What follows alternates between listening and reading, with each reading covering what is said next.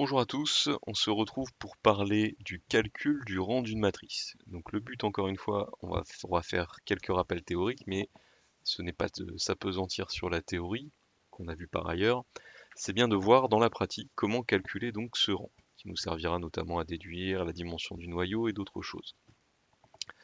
Alors pour ce faire, on va considérer une matrice grand A, donc une matrice à n lignes et p colonnes à coefficient, donc dans grand K un corps. Alors habituellement, bien évidemment, K est égal à R ou C. Le rang de A, je le rappelle, c'est le nombre de lignes ou colonnes linéairement indépendantes. Autrement dit, c'est tout simplement la famille libre maximale que l'on puisse faire avec ces vecteurs lignes ou ces vecteurs colonnes. Alors, bien évidemment, on ne mélange pas les lignes ou les colonnes. Soit on travaille sur les lignes, soit on travaille sur les colonnes. C'est également le rang de l'application représentée par cette matrice. Et le rang de l'application, je rappelle la définition, c'est la dimension de l'image de cette application. Avec bien évidemment, si on introduit quelques notations, donc dans ces cas-là, A devient la matrice représentant F dans un couple de bases BE et BF. Alors pour que ce soit cohérent avec cet objet matrice, F doit être une application d'un espace vectoriel E dans un espace vectoriel F, avec la dimension de E qui est égale à P, le nombre de colonnes, et la dimension de grand F, donc grand F l'espace d'arrivée, qui doit être égal à petit n, le nombre de lignes de notre matrice.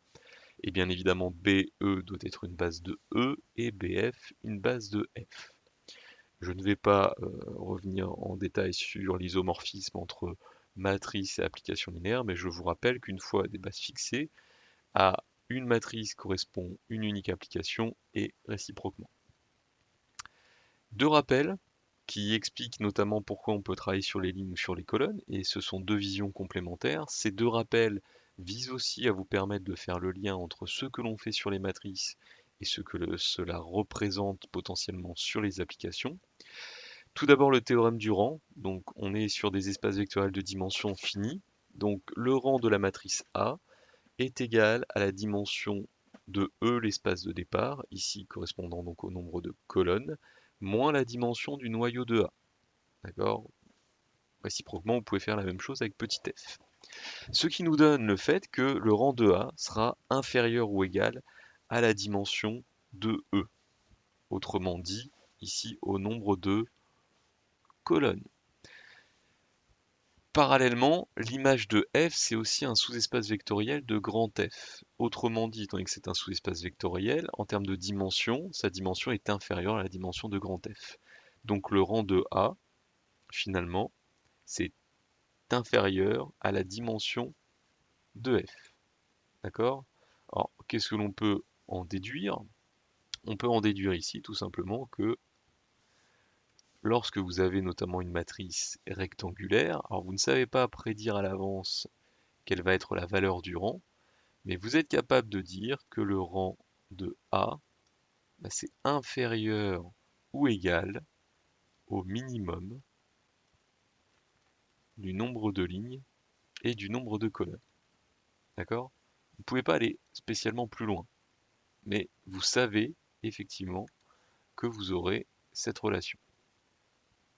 Alors, elle saute pas aux yeux au premier abord, mais vous verrez, ça se vérifie systématiquement. C'est ce qui justifie notamment de partir soit sur les lignes, soit sur les colonnes, sans passer par l'endomorphisme adjoint, dont on ne parlera pas ici. Voilà pour les quelques petits rappels théoriques. Alors, maintenant, comment calculer ici ce rang? Alors, première chose, et c'est les deux choses que je vais énoncer ici sont des méthodes ou on va dire un guide de bonne pratique qui sont complémentaires. D'accord? Premièrement, et on commence par le plus simple, ce rang de la famille peut être réduit de manière triviale dans certains cas. Alors pourquoi réduit? Parce qu'on va voir qu'on ne va pas forcément intuiter directement la valeur finale du rang, mais on va être capable ici de donner par suite d'observations un certain nombre de simplifications sur ce rang. Alors quand est-ce que le rang est trivialement réduit? Lorsque l'on a des lignes nulles, bien évidemment, parce que je vous rappelle que le vecteur nul dans une famille vous donne directement une famille liée. Autrement dit, en termes d'indépendance linéaire, le vecteur nul n'est même pas indépendant avec lui-même. La deuxième trivialité possible, c'est la présence de lignes proportionnelles. Autrement dit, vous avez des lignes ou des colonnes qui sont égales à un scalaire fois une autre. Petite remarque, cette notion de trivial, donc de trivialité par rapport à ces observations, c'est une notion subjective, à manier avec précaution. Si typiquement, je vous donne une matrice, et que vous êtes susceptible de faire ces remarques pour réduire le rang, cela ne veut pas dire que vous avez terminé le travail. Et notamment, attention, l'indépendance linéaire n'est pas simplement liée à ces deux notions triviales de ligne nulle ou ligne proportionnelle. D'accord? Lorsqu'on va avoir des combinaisons linéaires de lignes qui vont nous donner d'autres lignes ou de colonnes, on va avoir tendance à masquer cette dépendance alors qu'elle existe. D'accord? Voilà pour les observations de base qui nous permettent la plupart du temps, qui nous permettent lorsque c'est possible de réduire la difficulté du problème. De manière plus générale, on va se ramener à une forme échelonnée. Donc on va chercher à obtenir la forme échelonnée de la matrice. Et je vous renvoie à la vidéo en question. Alors, un exemple typiquement par rapport à tout ce qui a pu être dit. Prenons cette matrice A, donc c'est une matrice ici à 4 lignes et 4 colonnes. Alors par rapport à ce qu'on disait précédemment, si vous voulez ramener ça, encore une fois, aux dimensions des sous-espaces de l'application représentée par A, ici en nombre de lignes, vous avez la dimension de l'espace d'arrivée, et ici en nombre de colonnes, la dimension de l'espace de départ. D'accord? Alors, première remarque, ici, si on part par rapport à la méthode 1, on a effectivement un certain nombre de choses à dire. Alors, pourquoi un certain nombre de choses à dire? Parce qu'un examen rapide nous amène assez facilement à voir que nous avons la présence de deux choses assez triviales. Premièrement, nous avons une ligne nulle, d'accord? Deuxièmement, nous avons ici aussi, si on regarde cette dernière ligne, nous avons un lien évident de proportionnalité, autrement dit l'une est la dilatée de l'autre par rapport à la première colonne. Donc la quatrième colonne est une dilatée de la première. Donc c'est le cas des lignes ou colonnes dites proportionnelles. Alors ça va impliquer quoi?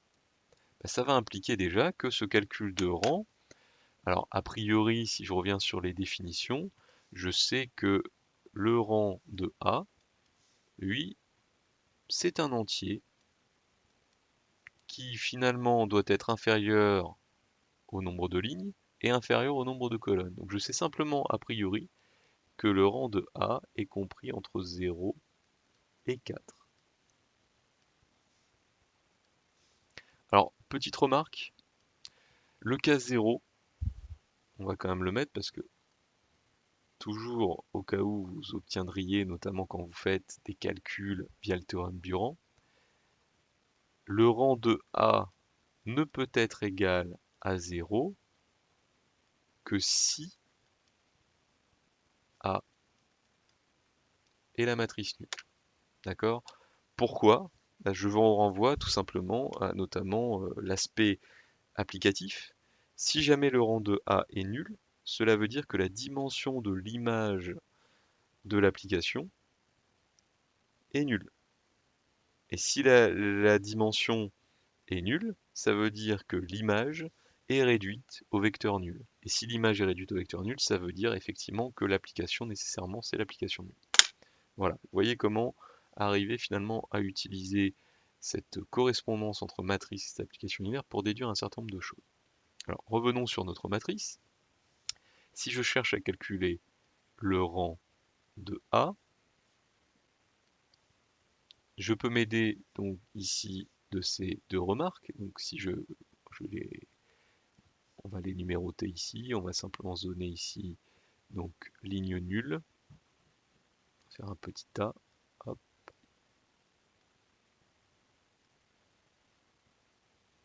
Donc si j'utilise le petit a, cela veut dire en fait que le rang de cette matrice, c'est tout simplement le rang de la matrice dans lequel j'ai retiré cette ligne.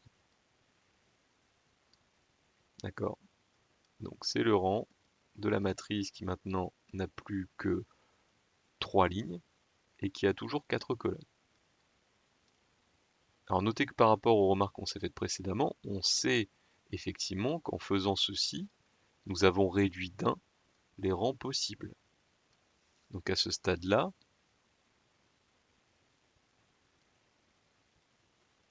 le rang de A appartient finalement ici à l'ensemble 1, 3. Autrement dit, c'est soit 1, 2 ou 3. D'accord? Maintenant, si on regarde la deuxième remarque qu'on a faite, B, qui est donc les colonnes proportionnelles. Alors vous notez que cette première phase d'observation nous permet de manipuler indistinctement ligne et colonne. C'est ensuite, une fois qu'on aura une forme sur laquelle on n'est pas capable de trancher de manière triviale, qu'on repassera ici à la méthode de l'échelonnement, qui elle nécessite par contre de se figer sur soit les lignes ou les colonnes, idéalement. Alors pourquoi idéalement? Parce qu'on se sert généralement aussi de ceci pour autre chose, on le verra un peu plus tard.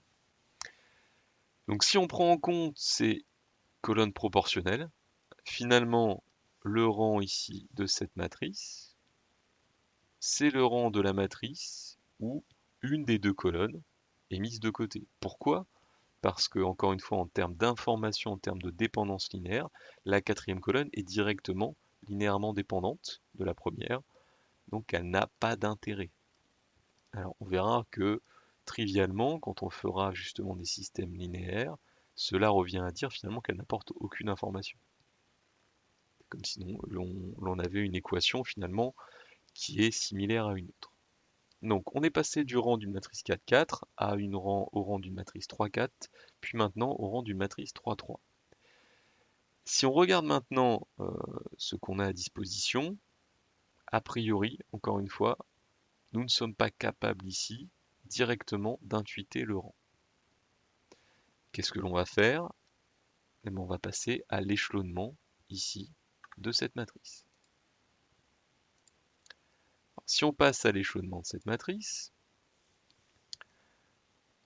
ici, tout simplement, on va effectuer les opérations sur les lignes et colonnes. Alors ça nous permet de reparler, donc c'est de ce qu'on a dit dans l'autre vidéo. Vous allez prendre un pivot. Alors ici, il n'y a pas de pivot a priori nul, donc pas de transposition nécessaire. Et vous allez tout simplement raisonner pour faire apparaître ici des zéros sous ce 1. Autrement dit, on va prendre la première ligne, enfin la deuxième ligne, qui est combinée linéairement avec la première. Alors tout simplement ici, en prenant moins 4 fois la première. Et pour L3, alors vous voyez, attention, petite remarque, là je fais des égalités de rang, en précisant les opérations que je fais. Si je travaille sur la matrice et je parle d'équivalence de matrice, je n'utilise pas des égalités dans ce cas-là. D'accord? Là, c'est l'équivalence des matrices successives qui nous donne l'égalité des rangs. Mais les matrices successives sont équivalentes. Donc vous effectuez ces opérations et vous regardez ce que vous obtenez. Bien évidemment, la première ligne ne change pas. Ici, vous faites apparaître des zéros, c'est le but de ces combinaisons linéaires. Ensuite, vous avez ici L2, donc 2 moins 4 fois 2 moins 8, vous obtenez moins 6. 5 moins 4 fois 3, donc 5 moins 12, vous obtenez moins 7. Si maintenant je fais la même chose ici, je vais avoir 0 moins 3 fois 2 ici, donc moins 6. Et je vais avoir 2 moins 3 fois 3 moins 9, j'ai moins 7. Alors bien évidemment, il y a quelque chose de singulier qui apparaît ici. On retombe ici sur si on regarde ces deux lignes-là sont identiques l'une et l'autre. Alors si elles avaient été proportionnelles, ça suffisait. Autrement dit, on pourrait poursuivre ici la méthode d'échelonnement général, d'accord? Si on est seulement sur le calcul du rang, on ne le fera pas, d'accord? Si on est sur d'autres types de considérations, on peut continuer. Mais généralement, quand vous êtes amené à réduire le rang, ça n'a pas forcément d'intérêt d'aller plus loin. Ça a un intérêt si on a une matrice de plein rang. Donc ici, cela veut dire que finalement, le rang initial, bah, c'est tout simplement le rang d'une matrice qui est maintenant une matrice à deux lignes et à trois colonnes. Et à partir de là, cela devient trivial parce que celle-ci, on notera qu'au passage, cette matrice de 3, elle est échelonnée. Donc, à partir du moment où on a une matrice échelonnée, comment reconnaître le rang? Ben, c'est très simple. On regarde le nombre de lignes non nulles et on le soustrait ici au nombre de lignes, si on raisonne sur le ligne. Là, on voit très bien que ces deux vecteurs, finalement, de vecteurs qui sont des vecteurs lignes, sont linéairement indépendants. D'accord? Vous ne pouvez pas concevoir l'un à partir de l'autre. Donc, vous avez ici un rang de 2. Donc, vous voyez ici comment, en mélangeant finalement à la fois les observations de base et ici la méthode d'échelonnement, vous arrivez à obtenir ce rang. D'accord? Alors, un autre exemple que l'on peut prendre dans le cas où typiquement on a besoin de faire des calculs qui sont peut-être moins évidents. On peut partir ici d'une matrice petit b. Alors, si on prend la matrice, alors, partons d'une matrice à 3 lignes et 4 colonnes.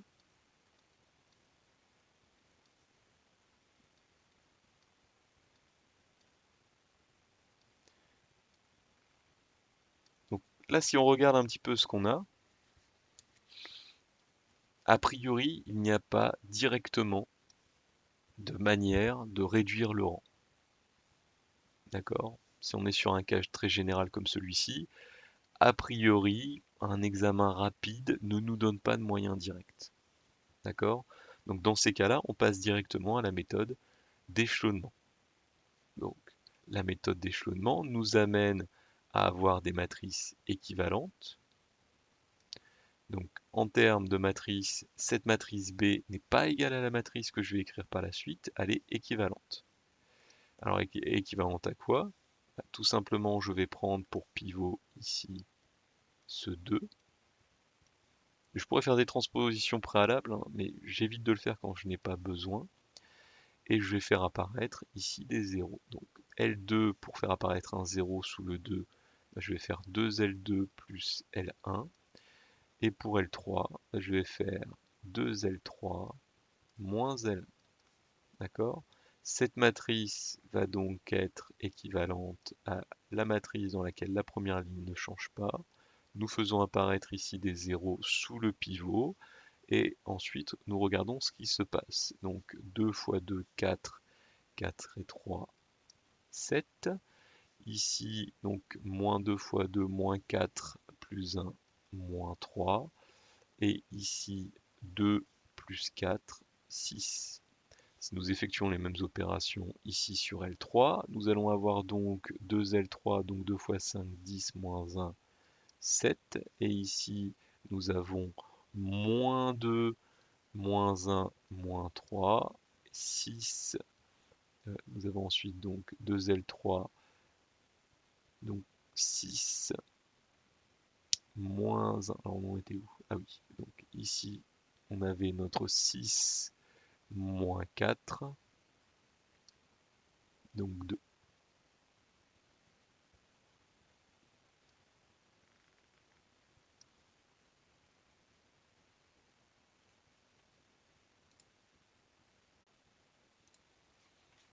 Donc pour l'instant, on ne peut pas encore conclure, même si on a une petite idée de ce qui se passe. Pourquoi? Parce que on a un échelonnement partiel, mais effectivement, on se rend bien compte ici.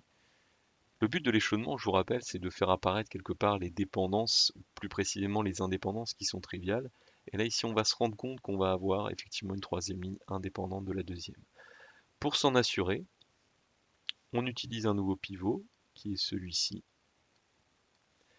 Et bien évidemment, pour neutraliser le 7 en dessous, L3 reçoit L3 moins L2.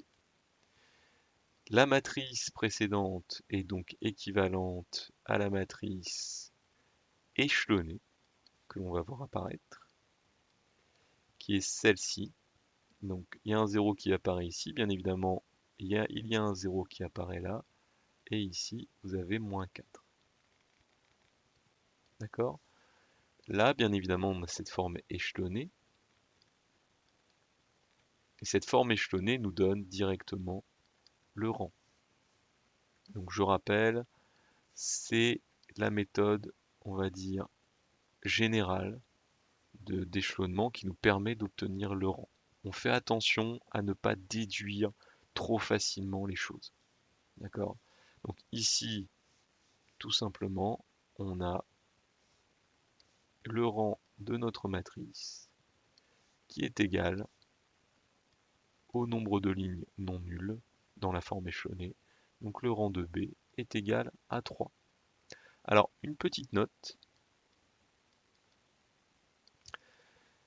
Ici, à partir du moment où on dit que le rang de B est égal à 3, si on prend F qui va de grand E dans grand F avec donc B cette matrice qui est la matrice dans deux bases, l'une de E, l'une de F de cette application petit f, nous avons donc la dimension de l'image de F qui est égale à 3, qui est égale donc à la dimension ici de grand F.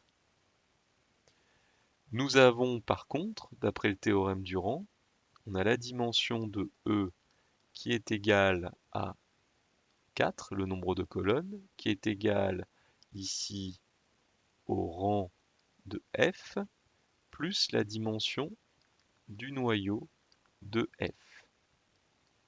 Ceci nous apporte que la dimension du noyau de F est égale à 1. Ici, ça nous apporte quoi? Ça nous apporte ici que la dimension de l'image de F est égale à la dimension de F, mais comme l'image de F est inclue dans F, finalement l'image de F, c'est F tout entier. Et ici, la dimension du noyau de F n'étant pas nulle, le noyau de F est différent en fait de 0 de E. Qu'est-ce que l'on vient ici, en calculant le rang de cette matrice, d'en déduire sur l'application en question? On vient de déduire sa surjectivité. D'accord? Donc ici, si on prend ceci, ça nous implique ici que f est surjectif. Et si nous prenons ici l'autre résultat, qui est une dimension non nulle et donc un noyau non réduit à 0, cela implique que f est non injective.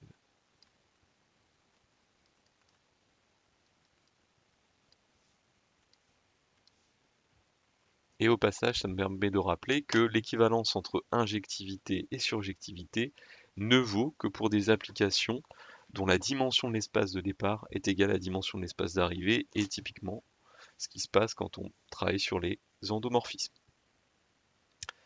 Voilà, j'espère que ça a clarifié un certain nombre de choses. À bientôt.